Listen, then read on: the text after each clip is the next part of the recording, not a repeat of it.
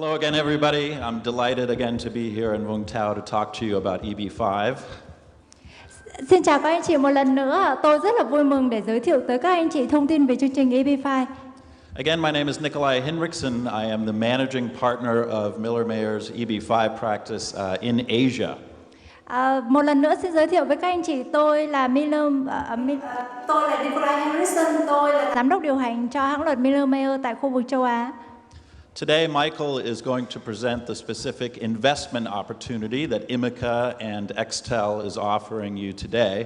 I'm going to tell you a little more generally about the EB-5 immigration program. Cùng với ImmiCa và đại diện của tập đoàn Extel giới thiệu về các cái cơ hội để đầu tư chương trình EB-5 thì tôi sẽ về phần phía tôi thì tôi sẽ cung cấp nhiều cái thông tin hơn cho các anh chị về chương trình EB-5. I want to tell you a little bit about Miller Mayer and our experience in the EB-5 industry, tell you about some of the steps involved in the EB-5 process, and then finally about some potential changes to the EB-5 program that are very important for you to know about. Tôi sẽ giới thiệu với các anh chị về kinh nghiệm của hãng luật của chúng tôi trong cái việc chuyên về lĩnh vực di trú, đồng thời là sẽ giới thiệu các anh chị các cái bước để tiến trình đầu tư một cái bộ EB-5 như thế nào. Đồng thời tôi cũng sẽ cập nhật các cái thông tin nóng hổi về chương trình mà anh chị rất là mong muốn được biết đến đấy. Miller Mayer was founded way back in 1985. We are headquartered in a town called Ithaca, New York. It's very famous because it's home to one of the best universities in the United States, Cornell University. Hãng luật của chúng tôi đã được sáng lập vào năm 1985 và hiện nay đang tọa lạc tại thành phố Ithaca của New York. Đây cũng là một cái thành phố tọa lạc một cái trường đại học rất là nổi tiếng về luật của nước Mỹ, đó là trường đại học luật Cornell. We're a full-service law firm. We don't only do EB-5 law, but that is what we're most well known for, the work that we do in immigration. Chúng tôi không chỉ hoạt động trong cái lĩnh vực di trú đâu, chúng tôi còn có rất là nhiều các cái dịch vụ khác, nhưng mà chúng tôi được biết đến nhiều hơn trong cái lĩnh vực này. We've been recognized by many organizations for the work and accomplishments that we do in immigration and in EB-5. Chúng tôi đã được vinh danh trên rất là nhiều các cái hiệp hội cũng như là các cái tạp chí liên quan về cái chương trình EB-5. I'm very proud to say that I was recently chosen as one of the top EB-5 attorneys by EB-5 Investor Magazine. Và tôi rất là vinh dự bởi vì tôi đã được chọn nằm trong cái top 25 luật sư hàng đầu về cái lĩnh vực EB-5 được lựa chọn bởi tạp chí EB-5 Investor Magazine. Our immigration practice was started by a man named Steve Yale Lair, probably one of the most famous immigration attorneys in the United States. Hãng luật của chúng tôi được sáng lập bởi giáo sư Steve Yale Lair. Ông là một cái giáo sư trong cái ngành luật rất là nổi tiếng về di trú tại nước Mỹ. He's a professor of law at Cornell University. He's also testified before the United States Congress on immigration and on EB-5 matters. Ông vừa là giáo sư giảng dạy trong cái trường đại học luật Cornell, đồng thời ông cũng là cố vấn của các cái chương trình về di trú cho Quốc hội Mỹ. Steve is also the founder of IIUSA, which is one of the largest trade associations that advocates for EB-5 in the United States. Đồng thời ông Steve cũng là nhà sáng lập lên một cái hiệp hội là IIUSA, là một cái hiệp hội lớn nhất về trong cái ngành EB-5. In fact, some of the changes to the EB-5 program that I'm going to tell you about later in my presentation are because of our membership in IIUSA and IIUSA's advocacy for EB-5. Những cái thông tin mà tôi sẽ cập nhật cho các anh chị sau đây ấy, cũng là những cái thông tin mà do chúng tôi là thành viên của cái hiệp hội IIUSA, cho nên chúng tôi biết được những cái thông tin này vô cùng nhanh chóng. Steve, because of his expertise, is widely quoted in major news outlets in the United States almost every week. He's also appeared previously in the Vietnam Express, and as you can see, he's regularly on television. Ông Steve thường xuyên có những cái bài phát biểu về các vấn đề di trú trên các cái báo đài trên hầu khắp nước Mỹ, và đặc biệt là có trong cái thông tin của các cái đài báo Việt Nam. Thì các anh chị có thể thấy ở trên này thì ông Steve đang có cái bài phát biểu trên cái đài truyền hình CBSN. Now, we've been involved in the EB-5 program since it started way back in the 1990s. And we've filed a lot of petitions, almost 6,000 I-526 petitions to date. Chúng tôi đã tham gia vào cái chương trình EB-5 này ngay từ những ngày đầu mà chương trình đã sáng lập từ năm 1990, và trong cái thời điểm hiện nay thì chúng tôi đã nộp rất nhiều đơn I-526 vào Sở Di trú. That translates into over 10,000 individual green cards for investors and family members. That's a lot of people. That's a lot of people's lives that we've helped to change. We're very, very proud of that number. Gần 6.000 đơn thì đã chuyển đổi thành 10.000 visa, 10.000 thẻ xanh của Mỹ, đã giúp cho các cái nhà đầu tư, các cái gia đình, vợ chồng và con cái của họ để có cuộc sống mới tại nước Mỹ. Đây là một cái con số mà chúng tôi vô cùng tự hào. We're very good at what we do. We file many petitions with the U.S. government, so we have a very good sense of what it is they require to approve petitions. And you can see that in our approval rates, almost 100% for the I-526 petition and 100% for the I-829 petition. Với cái số lượng lớn hồ sơ chúng tôi đã nộp vào Sở Di trú, chúng tôi hiểu được Sở Di trú yêu cầu gì cho mỗi một cái loại đơn. Do đó mà cái tỷ lệ thành công của chúng tôi trên đơn I-526 gần như là tuyệt đối, và tuyệt đối trên cái đơn I-829. Now, there are many great benefits to the EB-5 visa category. You can live and work anywhere in the United States, and you don't have to live where the project is located. Có rất là nhiều các cái lợi thế tuyệt vời của cái chương trình EB-5. Một trong số đó là anh chị có thể toàn quyền quyết định sống ở nơi đâu mà không phụ thuộc vào cái dự án mà anh chị đầu tư. One particular advantage that most of my clients really like is the fact that their kids can attend school in the United States and pay in-state tuition. Một trong những cái điểm lợi thế của cái chương trình này mà hầu hết các khách hàng của tôi đều thích thú, đó chính là cái quyền lợi cho các bé có thể tham gia học tại các cái trường tại nước Mỹ. Depending on where they go to school, you could actually of the EB-5 investment. Thông qua cái chương trình EB-5 này thì các anh chị sẽ có cái cơ hội tiết kiệm cái chi phí học tập cho các cháu rất là nhiều. They're also eligible for scholarships and financial aid that they wouldn't otherwise be eligible for as foreign students. Và đặc biệt là đối với những người mà có cái thẻ xanh ấy, thì các bé nó có thể được nhận cái học bổng của các cái trường mà du học sinh mà không có được. Many prestigious schools have quotas on the number of students that they will admit. As foreign students, they would have a smaller chance of being admitted. As green card holders, they would have a greater chance of being admitted to particularly competitive schools. Có rất là nhiều các cái trường học ở Mỹ thì có một cái lượng giới hạn cho các du học sinh trên quốc tế. Với những cái người mà có cái thẻ xanh đó, thì nó sẽ không có bị nằm trong các cái giới hạn này. And then finally, when they graduate, they are of course already part of the American workforce. They don't have to go out and try to find a U.S. employer to sponsor them for a visa. They are immediately competitive just like any other graduating American student. Và một cái lợi thế đặc biệt nữa đó là khi mà các bé tốt nghiệp đại học xong, các bé không cần thiết phải tìm kiếm một cái công ty để mà bảo trợ cho bé được ở lại nước Mỹ. Ngay lập tức các bạn có cái cơ hội tìm kiếm việc làm và được làm việc như một công ty. Now, the steps in the EB-5 process start with the filing of an I-526 petition with the USCIS. Các cái bước đầu tư của chương trình EB-5 đầu tiên là anh chị sẽ nộp một cái đơn I-526 vào Sở Di trú. This petition has two components to it: information about the project you're investing in, and information about how you made that investment money. The United States government wants to make sure that the money you're investing has been lawfully obtained. Giai đoạn nộp đơn I-526 này thì Sở Di trú sẽ xem xét hai cái yếu tố. Thứ nhất là thông tin về dự án anh chị đầu tư. Thứ hai là thông tin về nguồn tiền đầu tư anh chị đã kiếm ra sao, và Sở Di trú muốn biết được là cái nguồn tiền đầu tư này được kiếm ra một cách hợp pháp. This is expertise that ImmiCa has, of course, having filed many, many hundreds of petitions for Vietnamese investors. And it is also expertise that Miller-Mayer has, helping ImmiCa and you strategize about how best to fund your investment. Với kinh nghiệm lâu năm của ImmiCa và hãng luật của chúng tôi tự tin là chúng tôi sẽ đưa ra được các cái chiến lược giúp cho các anh chị chứng minh được cái nguồn tiền thỏa yêu cầu của Sở Di trú. Now, after your I-526 petition is approved by the U.S. government, The next step is consular processing at the U.S. consulate in Ho Chi Minh City. Sau khi anh chị đã được chấp thuận I-526 rồi thì chúng ta sẽ nộp một cái đơn DS-260 và tiến hành phỏng vấn tại lãnh sự quán Việt Nam. Eventually, you'll have an interview at the consulate, and you leave your passport behind and you get your passport back with a visa inside it. And that visa allows you to travel to the United States.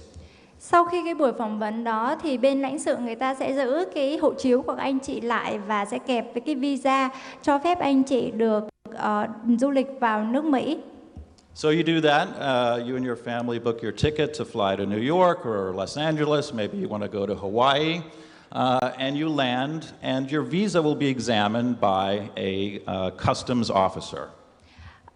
Anh chị sẽ đặt vé máy bay để đi đến bất kỳ thành phố nào mà anh chị mong muốn, như là New York, San Francisco hay là Hawaii.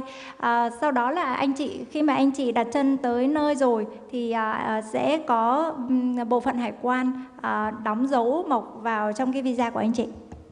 The officer will stamp your visa, and that stamp actually has legal significance. As soon as the stamp hits the visa, you become a conditional permanent resident. Later, you'll get the green card in the mail, but it'll have as a start date that same date that your visa was stamped. Cái khoảnh khắc mà bên hải quan người ta đóng dấu mộc vào trong cái visa của anh chị thì anh chị chính thức trở thành thường trú nhân của Mỹ, và sau đó thì anh chị sẽ nhận được cái thẻ xanh bằng đường bưu điện để trở về nhà của anh chị. Cái ngày mà hiệu lực của thẻ xanh ấy nó cũng chính là cái ngày mà anh chị nhập cảnh vào nước Mỹ. And that is a very important date because it determines when you're going to take the last step in the EB-5 immigration process, and that is filing the I-829 petition to remove the conditions on your 2-year conditional green card. Cái ngày hiệu lực của thẻ xanh nó vô cùng quan trọng bởi vì sau đó gần hết 2 năm, tức là 21 tháng thì anh chị sẽ nộp một cái đơn I-829 để chuyển đổi cái thẻ xanh này sang cái thẻ xanh vĩnh viễn. What does the government want to see? They want to know that the $500,000 that you have invested at the I-526 stage has, over that period of time, created 10 jobs for U.S. workers. Lúc này thì Sở Di trú sẽ mong muốn là cái số tiền đầu tư của anh chị 500.000 ngay từ cái thời điểm đầu nộp đơn I-526 đó thì nó sẽ tạo ra được 500 trong quá trình đó thì sẽ tạo ra được 10 công ăn việc làm cho người bản xứ. So as your immigration lawyer, I look at the immigration risk associated with the Extel project, and I like it very much in this case. They have done a very good job of structuring the job creation to minimize the risk to you. Với một cái về chuyên gia lĩnh vực về di trú đấy, thì tôi rất là thích thú với cái dự án xây dựng khách sạn Hard Rock của Extel bởi vì cái lượng công ăn việc làm là sẽ tạo ra trong quá trình xây dựng. Thì do đó mà cái rủi ro về cái thẻ xanh thì nó rất là thấp. First, they already have what's called an I-924 approval. So the government has already approved their job creation methodology. Dự án này thì đã nhận được cái chấp thuận I-924, tức là cái công thức tính toán về lượng công ăn việc làm thì đã được thông qua bởi Sở Di trú rồi. Second, all of the job creation needed for every investor in the project is created from construction activity only. What that means is, in the very unlikely event that the hotel never opens, which is very unlikely, but if it happens, you still get your permanent green card approved. Và cái điểm thứ hai tôi thích ở cái dự án của Extel đó là cái lượng công ăn việc làm tạo ra cho mỗi nhà đầu tư là sẽ được tạo ra trong cái quá trình xây dựng. Điều đó có nghĩa là trong cái trường hợp xấu nhất đi dự án không thể đi vào hoạt động thì anh chị vẫn có được cái thẻ xanh vĩnh viễn của mình. And finally, construction has already commenced on this project. The Extel is spending money, and every time they spend money, they're creating jobs. So all of these things taken together from an immigration perspective means that this is a good project to invest in.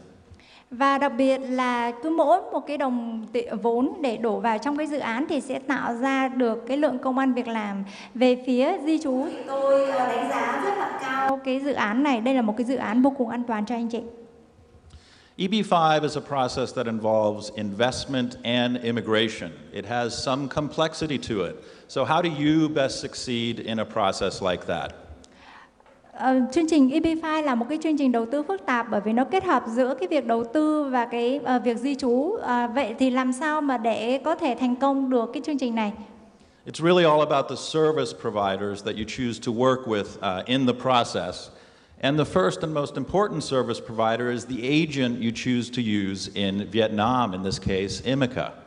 Việc đầu tiên đó là cái việc mà lựa chọn các cái nhà cung cấp cho các dịch vụ cho các anh chị trong cái chương trình này. Đầu tiên là cái đơn vị mà thụ lý hồ sơ cho các anh chị. Thì ImmiCa là đơn vị đã có hơn 10 năm kinh nghiệm trong cái lĩnh vực EB-5 tại Việt Nam. ImmiCa has the expertise and experience to look at the project both from an investment perspective and an immigration perspective, allowing them to lead you through the entire immigration process. ImmiCa vừa có cái kinh nghiệm về thụ lý xử lý hồ sơ nguồn tiền, đồng thời cũng là có nhiều kinh nghiệm trong cái việc lựa chọn dự án, và tôi tin tưởng ImmiCa sẽ giúp cho các anh chị thành công trong suốt quá trình đầu tư EB-5. Then of course there's the project you're investing in. In this case, Extel has the experience not only of completing projects generally, but of EB-5 specifically. They've done many EB-5 raises in the past, and they have in fact successfully repaid EB-5 investors. That's very unusual in EB-5. Cái đơn vị cung cấp dịch vụ thứ hai cho các anh chị đó chính là về phía dự án. Tập đoàn Extel họ không chỉ có nhiều năm kinh nghiệm trong cái việc phát triển các cái dự án, mà họ đồng thời cũng là nhà trung tâm vùng mà có nhiều năm kinh nghiệm. And then finally there's the attorney that you choose to work with. The attorney is representing you before the United States government. So it's important that that attorney has the expertise to look at both the project and your source of funds and make sure the government is going to approve it. Và yếu tố đơn vị thứ ba đó chính là cái hãng luật thụ lý hồ sơ cho các anh chị. Hãng luật của chúng tôi thì đã có nhiều năm kinh nghiệm trong cái ngành di trú về EB-5. Chúng tôi tự tin tôi có kinh nghiệm trong cái việc xử lý hồ sơ nguồn tiền cũng như là lựa chọn các cái dự án cho các anh chị. The most important point I can make about you and all of these service providers is that we're going to be working together for many years. EB-5 is not a process that you start today and it's over tomorrow. It's a 3, 4, 5, 6-year process. Yếu tố thứ ba đó chính là các anh chị quý nhà đầu tư ở đây đấy ạ. Bởi vì chúng tôi hiểu là cái quá trình đầu tư EB-5 này không phải là ngày 1, ngày 2. Đây là một cái quá trình dài hơn nên chúng ta cần phải có được cái sự kết hợp ăn ý với nhau. ImmiCa recently celebrated its 10-year anniversary in Vietnam. Extel has been around for over 30 years. Miller-Mayer has been around for over 30 years. We are seasoned EB-5 professionals. We're going to be there for you in the process when you need us. ImmiCa thì có hơn 10 năm kinh nghiệm trong cái lĩnh vực EB-5 tại Việt Nam. Extel thì có kinh nghiệm về phát triển các cái dự án hơn 30 năm và hãng luật của chúng tôi cũng hơn 30 năm trong ngành di trú. Thì chúng tôi tự tin là sẽ giúp cho các anh chị để thành công trong quá trình đầu tư này. Now finally, potential changes to the EB-5 program. EB-5 has been an incredibly popular program in the United States. It's brought in billions and billions of dollars in foreign direct investment. Và phần cuối cùng thì đây là các cái thông tin cập nhật về chương trình EB-5. Thì như các anh chị cũng đã biết thì EB-5 là một cái chương trình rất là thành công tại nước Mỹ bởi vì nó đã thu hút hàng tỷ đô la Mỹ đổ vào đây. Because of this success, starting in 2015, the U.S. Congress started to look at ways of modernizing and improving the EB-5 program. But they have not yet been able to agree on a final form of the legislation, and so the last extension was through September 30th, 2019. Do cái sự thành công đó, do đó mà Quốc hội thì họ mong muốn là cải tiến cái chương trình này để cho nó tốt hơn và thành công hơn nữa. Tuy nhiên thì cũng chưa ra được những cái kết luận luật cuối cùng. Do đó mà cứ hàng năm thì họ có những cái đợt gia hạn, và lần gia hạn mới nhất gần đây là sẽ là 30 tháng 9 năm 2019. Sorry, the date on the PPT is wrong. So it's very lucky for you, though, because we do not believe there will be changes to the EB-5 program between now and September 30th. Và rất là may mắn cho các anh chị bởi vì chúng tôi tin là từ thời điểm này cho đến 30 tháng 9 thì sẽ chưa có cái sự thay đổi nào. Now, the U.S. government has also introduced something called regulations that could also change EB-5. That's been done by the USCIS. Và bản thân Sở Di trú thì họ cũng có đưa ra những cái quy định, những cái thay đổi cho cái chương trình EB-5 này. Both the regulations and the legislations would make lots of changes to EB-5, but I think one of the ones that you care most about is the fact that they would increase the investment amount of EB-5, and it's very easy to understand why the government wants to do that. Cả những cái quy định và những cái dự luật này thì có rất là nhiều những cái những cái thay đổi cho chương trình EB-5, nhưng mà họ sẽ, và các anh chị chỉ quan tâm nhất và họ tập trung vào cái việc mà tăng cái số tiền đầu tư này lên. It's very easy. Number one, the investment amount hasn't gone up since 1990 when they started the program, right? So $500,000 today is obviously not what $500,000 was way back in 1990. Rất là dễ hiểu tại sao cái số tiền này người ta lại yêu cầu tăng lên, bởi vì cái số tiền 500.000 đô mà thời điểm mà hiện nay ấy, thì nó sẽ khác xa so với 500.000 đô đến những năm 90. And if you look at almost every other immigration program from developed countries around the world, they're all way more expensive than EB-5, most of them by a factor of 2, if not 3. Và nếu như các anh chị cũng quan tâm các cái chương trình định cư các nước phát triển khác á, thì các anh chị có thể thấy là cái tiền mức đầu tư này nó đắt đỏ hơn rất là nhiều so với cả Mỹ, như là khoảng gấp đôi hoặc thậm chí là gấp 3 lần so với chương trình Mỹ. So, now for the news. I can tell you some very exciting news. It just happened last week, and I'm sharing it with you probably for one of the first times in Vietnam. There is new legislation being circulated in Washington, D.C. to change EB-5. Brand new legislation. Và tôi có một cái tin tức vô cùng tuyệt vời tôi muốn chia sẻ tới các anh chị. Tôi mới nhận được từ Washington vào cuối tuần vừa rồi mà các anh chị, tôi nghĩ là các anh chị sẽ rất thích thú với cái thông tin này. It's not been publicly made available, but I've been able to read it. And I can share with you that one of the things it would do is increase the minimum investment amount to $800,000 if investing in a certain area, or $900,000. Những cái thông tin này thì nó cũng chưa được phổ biến, nhưng mà tôi có thể chia sẻ cho các anh chị đó là cái số tiền đầu tư dự kiến sẽ tăng lên là từ 800.000 đô đến 900.000 đô la Mỹ. So it's significant that this has been introduced or will be introduced in June. We have until September for Congress to agree on the legislation. So I think at this point there is quite a good chance that we are going to see a change in EB-5 before September 30th. Những cái dự luật này thì chúng tôi đã đệ đơn lên Quốc hội vào khoảng tháng 6 năm nay, và tôi cũng hy vọng là nó có thể thay đổi vào ngày 30 tháng 9 này. Even if we don't see it on September 30th, I think there's going to be a continuing push to increase the investment amount either through the legislation or the regulations that I described.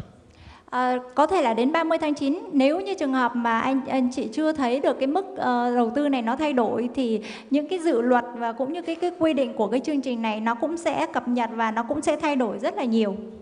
So my advice to you is this: if you are interested in EB-5, if you really want to go forward with it, my advice is to invest now before September 30th.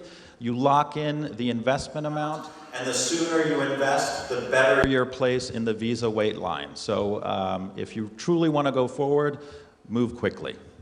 Nếu như anh chị thực sự là đang quan tâm đến cái chương trình này và mong muốn để thực hiện hồ sơ cho gia đình nhà mình, thì theo cái lời tư vấn của tôi á, là anh chị nên làm sớm trước cái thời điểm 30 tháng 9 để có được cái mức đầu tư 500.000 đô này và có được cái thời gian chờ sớm cho cái hồ sơ của gia đình mình. Thank you very much for your attention this morning. I hope you found my presentation informative. I'll be around after the other presentations to answer any questions you may have about EB-5 or immigration in general. Xin cảm ơn các anh chị đã lắng nghe phần trình bày của tôi. Tôi sẽ ở quanh đây và sẽ trả lời các cái câu hỏi liên quan đến vấn đề di trú hoặc là những cái vấn đề tổng quan liên quan đến chương trình. Cảm ơn các anh chị.